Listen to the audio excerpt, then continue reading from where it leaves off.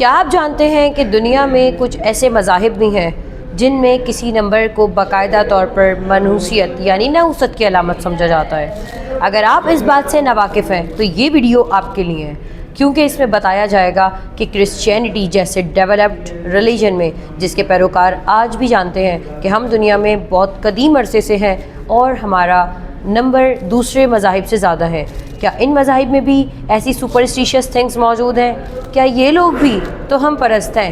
کیا یہ بھی کسی نمبر کے ساتھ منحوسیت یا خوش قسمتی کو جوڑتے ہیں؟ کرسچینٹی ایک وہ مذہب ہے جو اسلام سے پہلے اس دنیا میں رائج تھا، اور almost Christianity and Muslim religion میں 600 سال کا فرق رہا۔ اس دور میں کرسچنز اپنے عقائد کو مضبوط کرتے رہے اور وہ حضرت عیسیٰ علیہ السلام کے ماننے والے ہیں۔ بات کرتے ہیں لاسٹ کھانے، یعنی ایک اردو میں ایک بات ہے لاسٹ سپرز۔ اس میں حضرت عیسیٰ علیہ السلام اپنے 12 لوگوں کے ساتھ موجود تھے۔ حضرت عیسیٰ علیہ السلام نے لوگوں کو کہا تھا کہ تم میں سے کوئی ایک مجھے دھوکہ بھی دے گا۔ ان میں سے ایک شخص، اور اس نے حضرت عیسیٰ علیہ السلام کو دھوکہ دیا کہ جب رومن فوجیں حضرت عیسیٰ علیہ السلام کو گرفتار کرنے کے لیے بہت زیادہ پر امید تھیں، تو اس 13ویں شخص نے، جس کا نام یہودا کے نام سے مانا جاتا ہے، اس نے جا کر خبر دی۔ اس وقت حضرت عیسیٰ علیہ السلام روایتوں کے مطابق یہ ہے کہ آپ ایک باغ میں تھے اور اپنے حواری یعنی اپنے قریب کے لوگوں کے ساتھ آپ سب نے ایک جیسے کپڑے پہنے ہوئے تھے، تو اس فوج کے لوگوں نے پوچھا کہ ہم کیسے پہچانیں گے کہ ان میں حضرت عیسیٰ علیہ السلام کون سے ہیں؟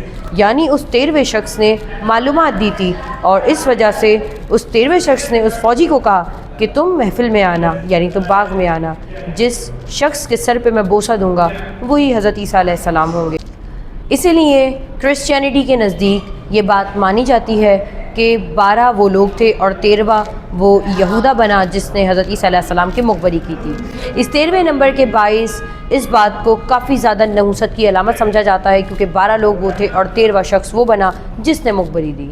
کتابوں میں یہ بات موجود ہے کہ حضرت عیسیٰ علیہ السلام کو جب سولی کے لیے لے جایا گیا تو اس دن بھی 13 تاریخ یعنی جمعہ کا دن تھا، اس لیے بھی اس تاریخ کو نحوست کے طور پر جانا جاتا ہے۔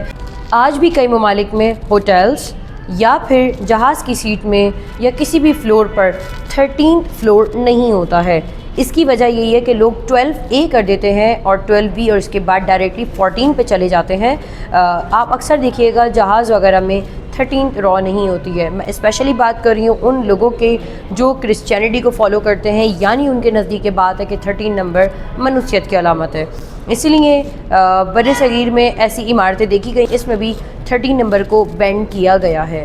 بائبل میں کہیں پر بھی 13 نمبر کو بینڈ نہیں کیا گیا اور نہ ہی اس کو غلط یا حرام تصور کیا گیا ہے۔ یہ صرف لوگوں کی سپرسٹیشیس تھاٹس ہیں۔ ابھی آپ لوگ بتائیں گے کہ کامنٹ سیکشن میں خاص طور پہ کہ وہ کون سی عمارتیں ہیں جہاں پر 13 فلور آپ نے دیکھا ہے، کیونکہ جہاں پر میں رہتی ہوں یہاں پر تو ہم مسلمز ہیں تو یہاں پر تو یہ ہوتی ہیں، لیکن میں نے باقاعدہ طور پر ایسی عمارتوں کا بھی باقاعدہ پرسنلی وزٹ کیا ہے جہاں پر 13 فلور نہیں ہے، اور یہ ان کے عقائد کی یا ان کی محبت کی منہ بولتی دلیل ہے۔